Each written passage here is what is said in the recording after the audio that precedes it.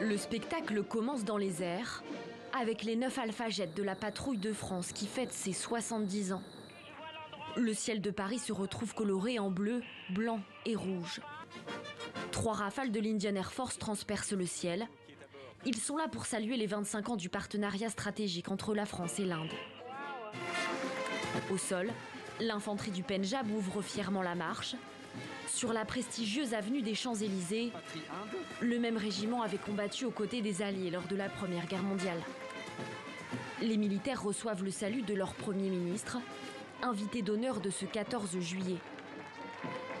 Narendra Modi a reçu quelques heures plus tôt du président français Emmanuel Macron la Grande Croix de la Légion d'honneur. Derrière les barrières, des touristes d'origine indienne, touchés par le défilé. On est originaire de Pondichéry, qui est une ville en fait française, un comptoir français. Donc on a grandi en fait du coup dans l'esprit en fait français et indien. Et on est issu en fait d'une famille voilà, qui a un passé militaire. Donc voilà, puis on est fiers d'être là. Les pays africains sont là, eux aussi, représentés par les lycées militaires, les Prytanées de Saint-Louis au Sénégal, de Libreville au Gabon, ou encore de Côte d'Ivoire, du Congo ou du Bénin.